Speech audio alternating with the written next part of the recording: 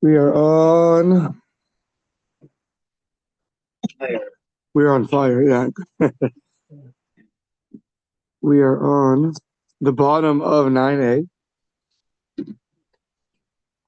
And we spoke about last time establishing things according to their previous status. What we call a chazaka. So now we have, going back to Rav Huna. Rav Huna was the one that said that an animal in his lifetime is prohibited. It's the last thing we know was it's prohibited. And it's going to be like that until we know how it was slaughtered. If it got slaughtered properly, so then this last status is permitted until you know otherwise. So that means, according to Rav Huna, that if an animal has a doubtful slaughtering, a suffix shchita, you're not sure if the shchita was good, so then it's going to retain its previous prohibited status. So now, gufa. Amar Rav Huna behema b'chaya b'ches Isra medes ad sheyoda l'chov ma nishchata. Nishchata b'ches heter medes ad sheyoda l'chov ma nitrafa. So Rav Huna says that an animal in its lifetime is prohibited. We said Rashi holds it's Avram and Achai. You can't eat from a live animal. Then it got slaughtered, so then it would be permitted until you know otherwise. So the question is, his phraseology of once it's slaughtered, its status quo is permitted until you know otherwise. Why not just say it in two words? Velema nishchata hutra. Once it's slaughtered, it's permitted. Why does he say once it's slaughtered, it now has a status, a cheskas, it has a status quo of being permitted until you know otherwise? Just say it's permitted, period. So says the Gemara, he's coming to teach you a novelty. The extra phraseology is not for no reason. Rather, Hakamash Malan coming to teach you. The Afagav Dizelad, even though Aresa, that's from the word Ra, bad, but Aresa means something now doubtful came in, meaning an animal was shechted, but now something happened to it, and it's putting this animal into question. So let's say you have an animal that's slaughtered, and as you're going through the animal, you find something that's not good. You find some kind of wound. Do you assume the wound was there before the shechita? It'll be a treifa, or it won't be a good shechita. Or do you assume, no, the wound was there afterwards, but the shechita was fine? When do you assume the wound happened? So that's the case of Kidebai Minei Rabbi Abba Meir Huna. For example, in the following case, where Rabbi Abba asked Rav Huna, Baz Ev, you have a wolf comes, V'natal b'nei me'ayim mahu. It comes and takes the innards of the animal. Obviously, something which would cause it to put its something which is vital to the animal. So it comes and takes the innards. So says the Gemara, one sec. That's not a question. Natal halasnu. It took the innards and it ran away. Therefore, what? We need a case where we have a doubt. It just takes the innards and runs away is not a doubt. Says the Gemara, no. The case is Ela nakav b'nei me'ayim. No, it punctured the animal. The wolf punctured the innards. Says the Gemara, well, what's your question? We watched it puncture it. Nakav hakachazina. So we saw when it happened. We need a case where we're not sure. So says the Gemara, hakachazina dehu nakvinu. Ella, what it means like this. Natlan v'hechziron kishehein nekuvin. The wolf took the animal and it gave it back. And now it gave it back, you see a lot of holes. It's a punctured animal. So where do these holes come from? You don't know. That's your suffix. An animal has holes in it. I don't know what the status is. So do you say,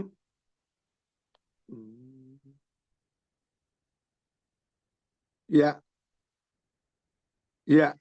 Do you say, once again, if you say it was there before the animal was shechted, then it's no good because you shechted a treifa.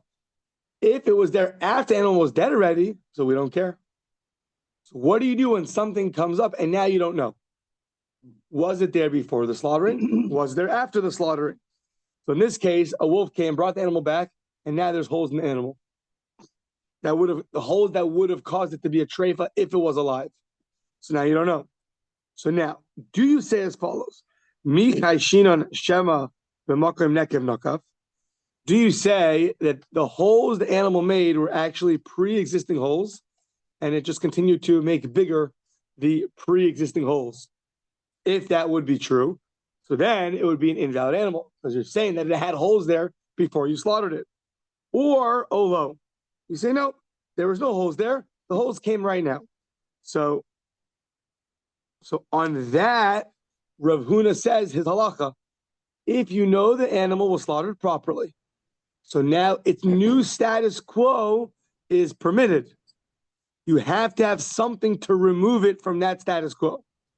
The fact that you have a question and a doubt about something, and you're not sure, was it before the slaughtering, and therefore the animal is no good, or were these wounds after the slaughtering, and therefore the animal is good? That's a doubt. So what do? You have a doubtful situation. You go back to the status quo. Says Rav Huna, if you know it was slaughtered properly, its status quo is permitted until proven otherwise. So a doubt is not going to remove it from that status. You need a vade, not a suffix. You need a vade, not a suffix. Exactly. You need some deep. You have to know that it's something happened to it before it was slaughtered.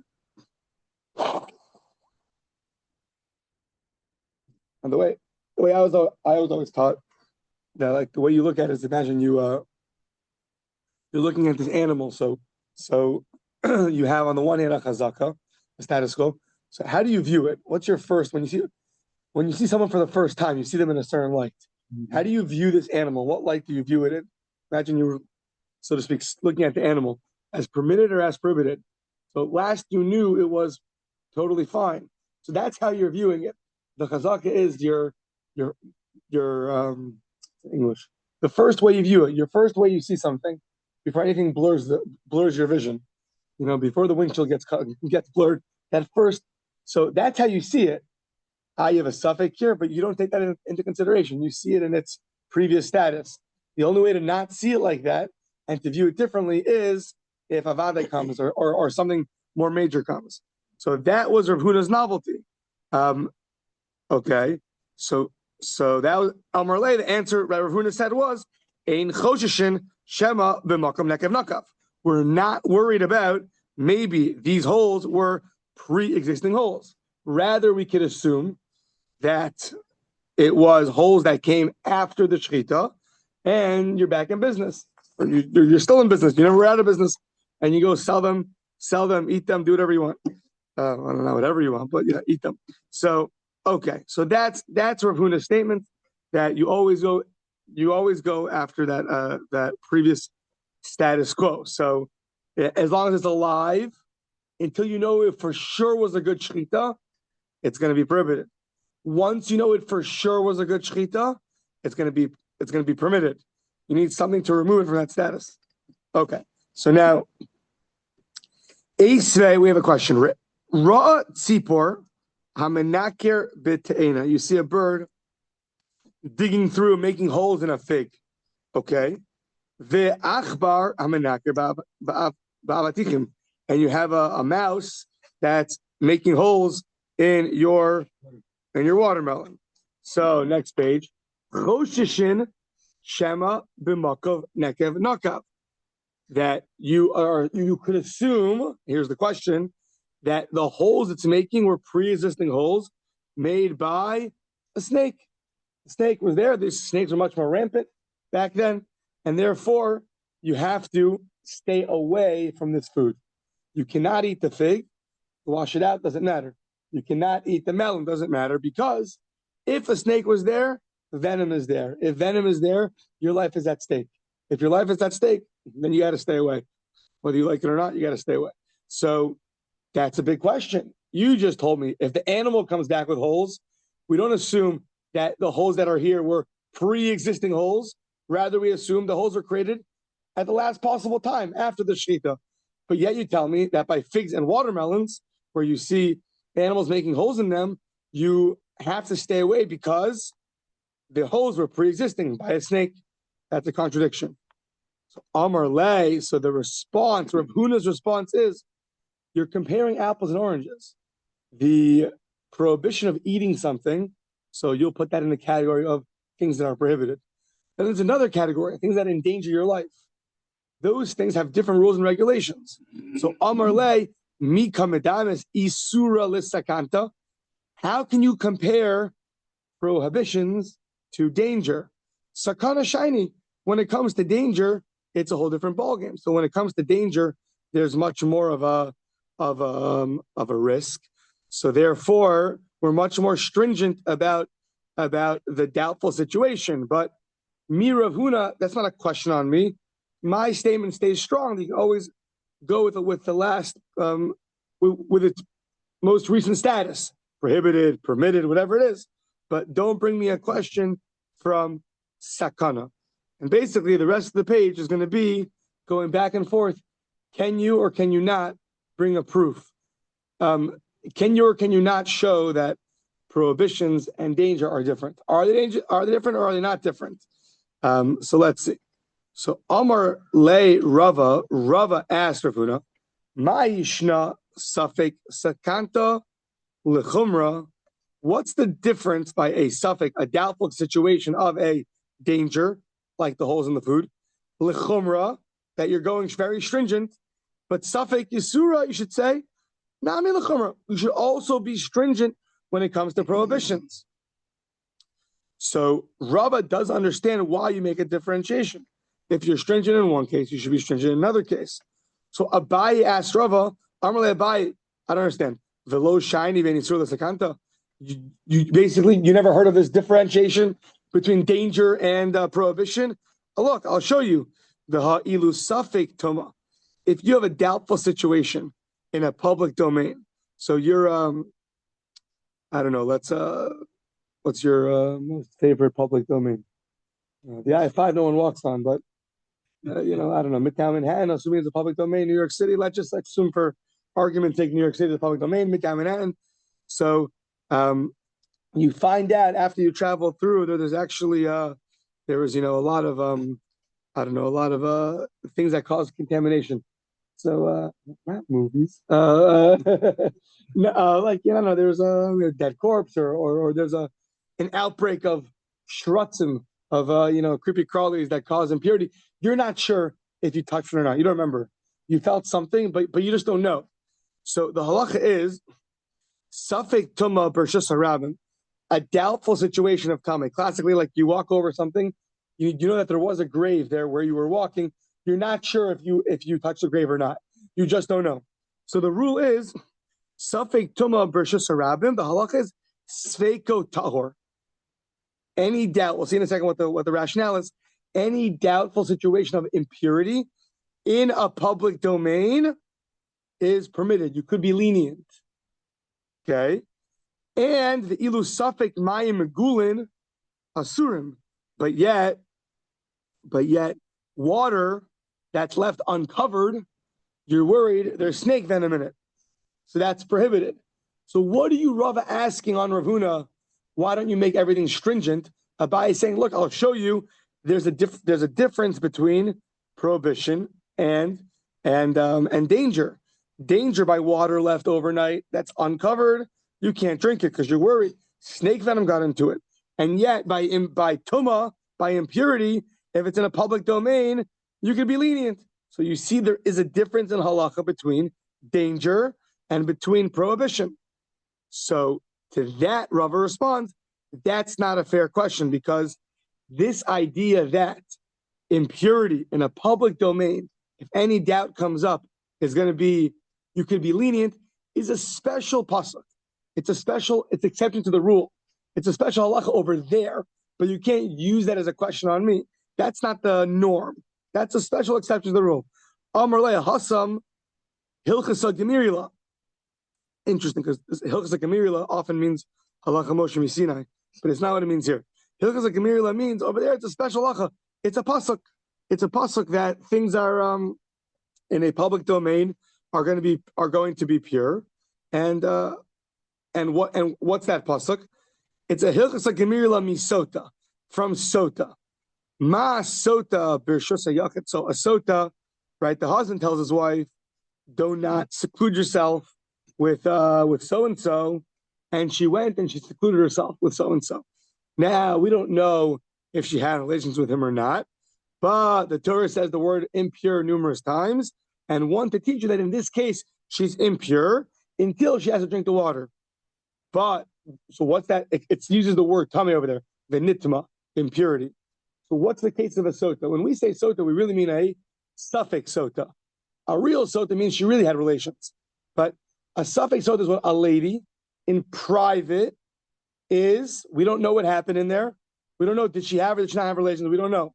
So it's a doubtful situation in a private domain, and therefore she's rendered impure. You're stringent. From there we learn, af tuma b'rshus hayachid, you could say is tameh. From there we learn that any doubtful situation in a private domain of impurity is going to be prohibited. So if you're not sure, if you end up coming in contact with a creepy crawly in your house or a corpse in your house, you just don't know, then we're stringent. But from there you learn it's only in a private domain. If it would happen in a public domain, then you could be lenient. So therefore, you can't use that as an example that prohibitions are different than danger. Okay, so now Rav Simi is going to bring another question. Maser Rav Simi. So sheretz b'pi chulda.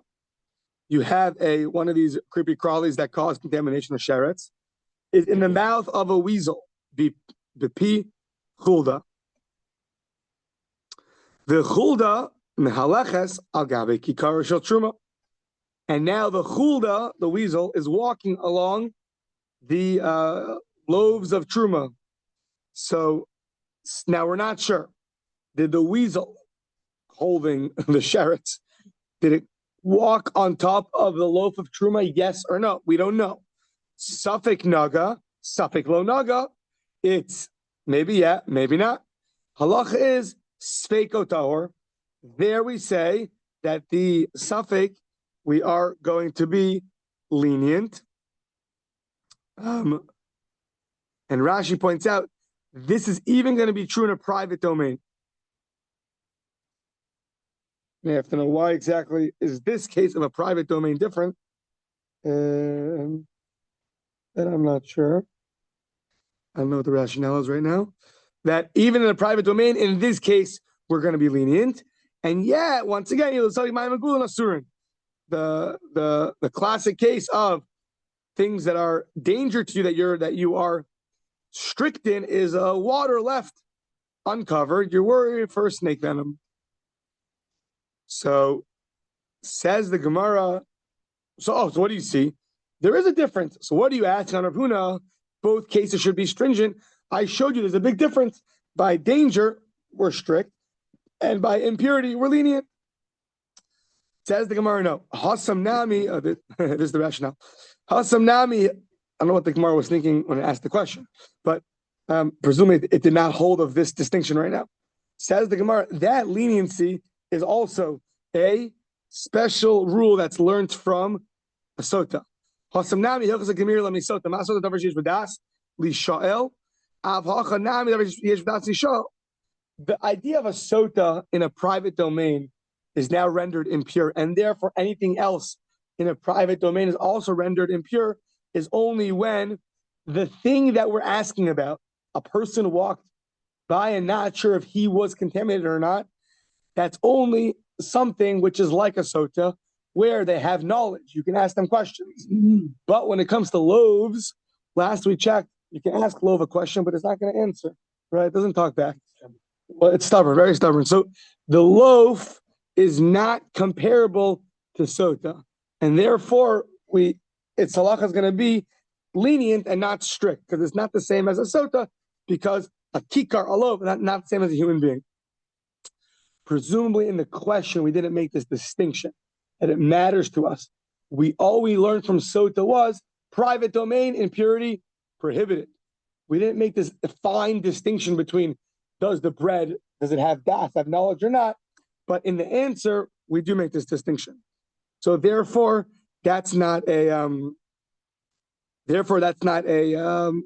question either. It's a special dispensation that we don't follow the classic rule of sota, and therefore we are lenient. Okay, so Amar Rav Ashi Tashma. Rav Ashi is going to bring us a proof for these distinctions. Tashma slochis shenicha megula. So you left a you're making your mechatas. You're making your water that's eventually going to be mixed with the ashes of the red heifer to cause purity to someone who came in contact with a corpse. So you fill up a flask of this mayim chaim, this water, but yet you haven't put the ashes of the para aduma in it yet, and you left it uncovered. Slochis sheinicha megula. You left it uncovered, and now you come back and it's covered, and no one's around, and there's no cameras. Uba matzah mechusa. Halacha is tmeya. It's impure. Why? Sha'ani omer. You could assume. You could say adam tamei nichnas l'sham v'kisa. You could say that an impure person went and covered it up, and since an impure person was there, so therefore he contaminated the water, and therefore it's not going to be good. Okay. How about the inverse case? Hinicha mechusa. You left it uncovered. Sorry, you left it covered. You left it covered up. Very good. But you came back, it was uncovered. Uba matzah megula. So now you're wondering, Im yichol achulda lishtos mimeno, o nachash l'divrei Rabbi Gamliel. If a weasel could drink from it, or lefi Rabbi Gamliel, a snake, oh shiyared batal balayla, or some kind of dew entered it in the nighttime, that's all going to be psula. That's all going to be invalidations. The Mishnah in Para Rashi brings is that not every creepy crawly is going to contaminate the special mechatas, the special water that we use.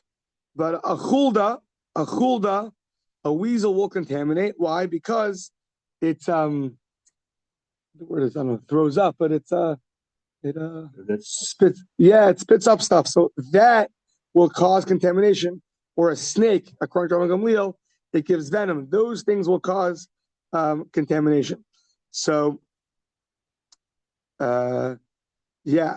Or let's say if dew comes, so that's also one of the things that are going to contaminate it.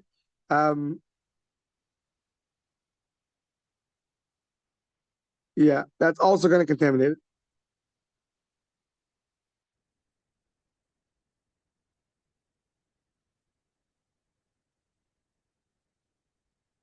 Yeah. Okay. So has to be living water. So I guess the from the river or something, but the dew coming in is going to be an invalidation. Okay. So that's the two cases. So case one is you left it uncovered. You came back and it is covered. We say it's impure because maybe an impure person came and touched it. But if you left it covered and it came uncovered, so it's only if a weasel or a snake could have got into it, or maybe some dew. It's invalid. Okay. Now, Amr of Yeshua ben Levi, Matam, why aren't we worried that when you left it covered, maybe an impure person came and uncovered it? Why are you not worried about that? So Amr of Yeshua ben Levi, Matam, next page. Matam, Mipnei shedarkan shel shratzim legalos, ve'ein darkan lechasos. It is the way of the creepy crawlies to uncover. And it's not the way for them to cover. So if you leave it uncovered, the weasel doesn't cover things up, it uncovers things up. The reason why when it's covered, when it's covered, you're only worried about the weasel, even though a person definitely could come and uncover it, because there you could say that the person is pure. But yeah. Okay, so it's the way of the shratzim to uncover, and therefore, in the first case, when it was covered, you don't assume that the weasel went and covered it up. Yeah. The ilu suffik mayim megulim, when it comes to doubt to a water left uncovered, and you're not sure, is it permitted or prohibited? Asurin. So, just like in the first case, 1 second. Just like in the first case, where you left it uncovered and you found it covered, so we say it's not the way of the weasels to cover. they only uncover. So, so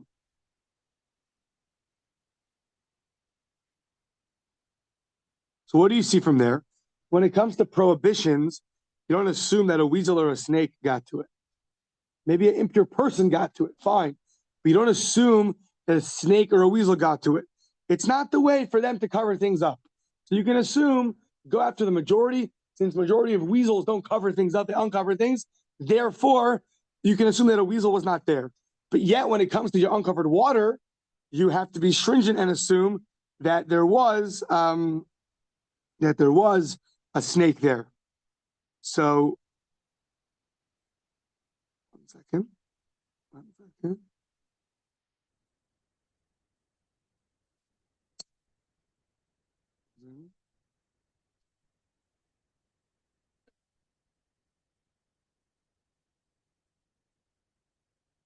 Yeah. So the point of the Gemara, it's just important because this is a big idea, is that just like when it's covered, when you leave it uncovered and it's covered up, you can assume, go after the majority. Majority of weasels don't cover things up, so you don't assume a weasel was there.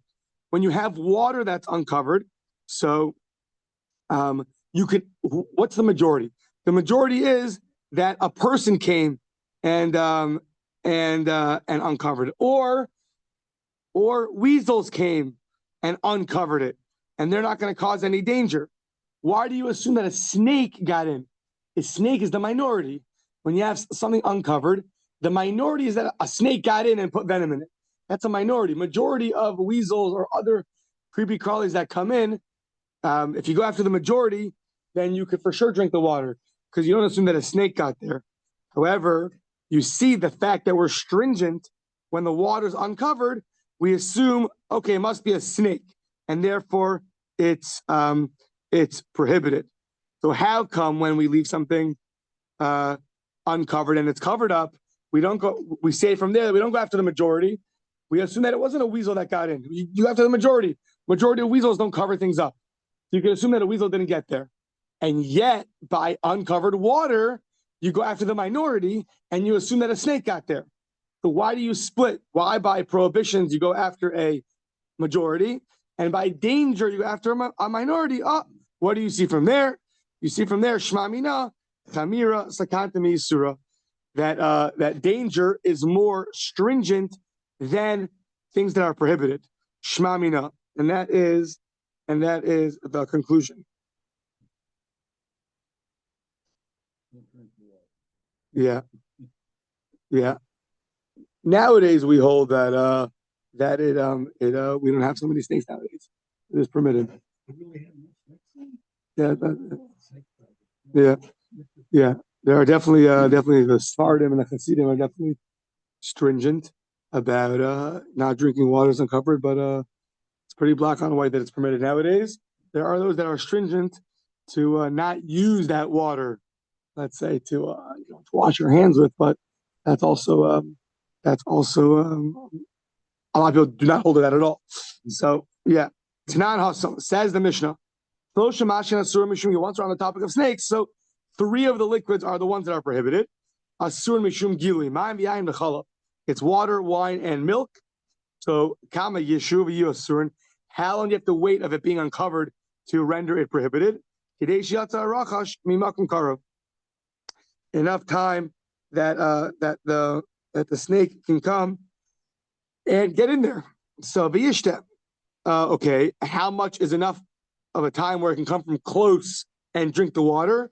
The kalamakum karam Rabbi Yitzchak Breder of Yehuda Kadeshi Yatsa Mitachas Ozen Kli ve'yishtem. It's enough time that I can go from under like the handle of the vessel and drink. However long it'll take, whatever it is, I don't know, 30 seconds, however long it takes to go into the water, come out. He said to me one sec, you're seeing it happen? What's your question then? Hakachazile, what, you're seeing the snake go in and out? And there's no suffix. That's for sure not allowed. Ella, it's yishta v'yachzor l'churo. It's enough time that basically it can go in, drink, and go back to its hole where you don't see it. So it's enough time that it can go in, drink, and come out, and go back to hiding. And if that happens, and it's uncovered. So then they're worried about the snake venom. Yeah. Okay. Now back to shchita. So this is going to get very much into all these, going back to the status quo, and when other doubts come up, how you view it. So Itmar, hashochet pesakim v'nimtzeis peguma. Shochet slaughters, and now he finds his knife to be, it's a good word, dented, what? Nicked, that's a good word. Nicked.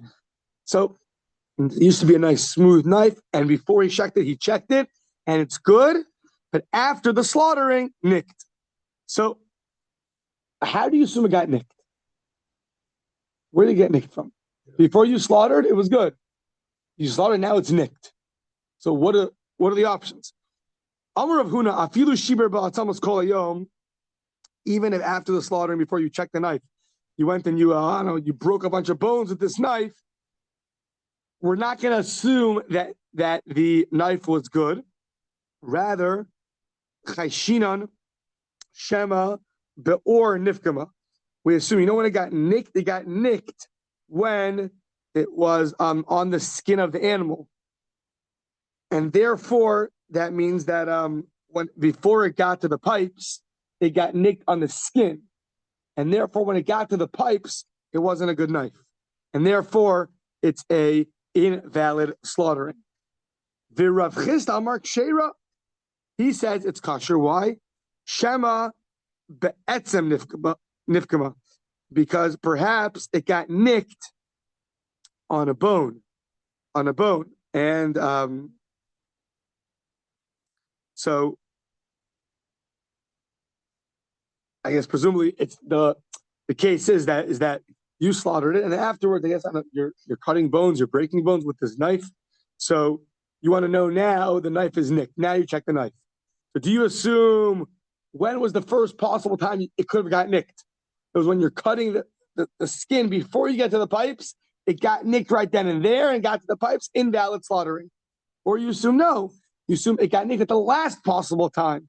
What was that? In the middle of you cutting the bones with the knife. So at that point, it got nicked. But at that point, it's already after the slaughtering. So do you assume it got nicked at the first possible point of time, which would render the slaughtering invalid?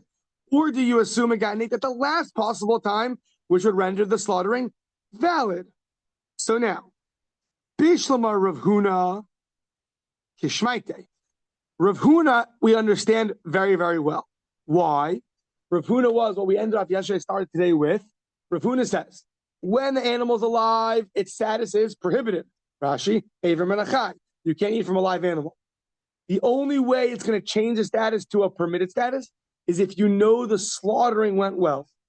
Here, you don't know. There's a question about, was the slaughtering good or not? Says Rav Huna, until you know otherwise for sure, it's going to retain its previous status, which is prohibited. The only way to get a permitted status is if you for sure know it was a good slaughtering. But here, that's what we're asking. We don't know. It depends on the knife. So therefore, Rav Huna, we understand, prohibits this slaughtering. What's with Rav Chisda? Ela Rav Chisda ma'itaima. Why are you permitting the slaughtering? What's your rationale? So he says like this, Amar Lach, etzem vaday pogi. What creates nicks in knives? Nicks in knives, yeah? What creates nicks in knives? Let's think about it. A bone, which is hard, for sure creates a nick. Skin, much softer, maybe. Amar Lach, etzem vaday pogim, or pogim. Sorry, Amar Lach, etzem vaday pogim. For sure creates a nick. Or skin, suffix pogim, suffix lo pogim. So what do we have? We have a principle. Have a suffix vivada. You have a doubt and a certainty. What wins out? The ain suffix motimide vadai. A doubtful situation is not going to remove something from a certainty. And therefore, he says, if you have to go with one, we assume that the bone nicked the knife and not the skin. So that is Rav Huna's rationale. Now, Mosiv Rava l'siyua l'Rav Huna. Rabba's going to bring an attack on Rav Chisda, which is going to be a support to Rav Huna. Interesting that here the Gemara speaks out that an attack is going to be a support for the other. I always wonder when you have two opinions. Sometimes the Gemara brings a proof for one, and it brings a proof, and sometimes it says you're attacking the other. But by definition, an attack on the other is a proof for the other, right? So it's just interesting. Here it says we're going to attack you, and it's going to be a proof. Yeah, well, that's always how it works. Attacking one opinion means a proof for the other. Okay. Masiv Rabba L'Siola Rav Huna. Tavel the olive and imta love davar chotzitz. A guy goes to the mikvah, to become pure, and he gets out of the mikvah and he sees there's something on his hand. Let's say it's a big clump of dirt on his hand. Or I don't know, maybe dirt's going to get washed away easily. Something which is difficult to get washed away even by going into the water. So the question is he pure? Is he impure? Let's say thick paint. Yeah, thick paint on your hands, right? It's hard to get off. And the guy painted the entire day. 9 to 5 he was painting. And then he went to the mikvah and he comes out and there's paint on his hands. What do we say? Good mikvah or not good mikvah? We say, also lo tefillah. It's not a good immersion. Ad shiyomer barili shelo haya alai kodem lachein. Until he tells us for certainty that it was not there when he went into the mikvah, we're going to assume that it was there at the last possible situation, which was before the mikvah. At the earliest time, it was there. And therefore, we assume, until known otherwise, that he for sure went into the mikvah with this chatzitza, with the interposition on his hand, and therefore it's not a good immersion. So what do you see from there? Lachain, the hacha vaday tavel, he for sure immersed. Safek, we're not sure. Have'ala, safek lo have'ala. We're not sure when did this, let's say, dry paint get on his hand, before the immersion, after the immersion. And yet, what do we see? We say it's not a good immersion. So what do you see from there? Because we see that sometimes, even with a doubt, it's enough of a doubt that it'll remove it from its status. Going back to our definition, it'll fit very nicely, because when you see something, that first way you look at something, so a small doubt is not going to blur the image. But sometimes you have a big doubt, you can't see it with the same clarity, right? Sometimes you have a person, you assume is a normal person. Someone says, "Well, I actually heard he killed the kid last week," right? Okay, that's crazy. So you don't view him differently. But if you say, "Well, actually, I think he might have," with something that's much more realistic, so now one time, all of a sudden, you can't view the person the same way anymore. Now you're like, "Ooh, I don't know, is he?" Yeah.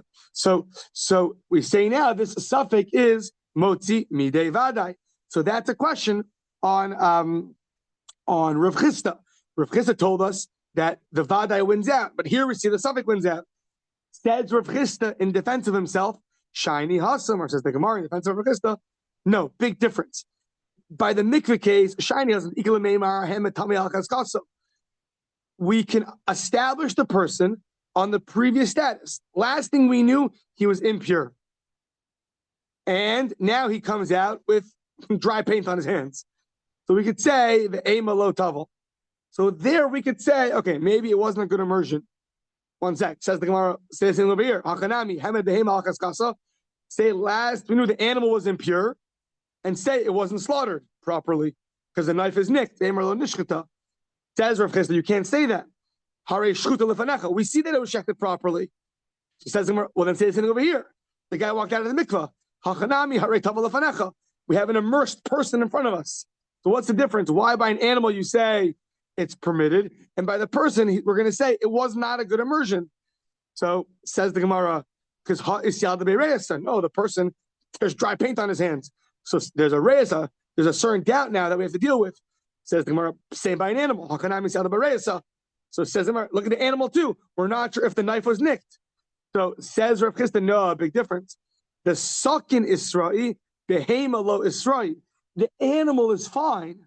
Look at the animal. We view it as shechted. The question is the knife. In our case of the mikvah, the person himself is what we're asking. Was it a good immersion or not? The person himself had to doubt on it. If the animal itself had something that happened to it, then Rav Chisda would agree it's no good. But since it's on the knife, it's external to the animal, that's where our question arose. So you could still establish the animal to its previous status.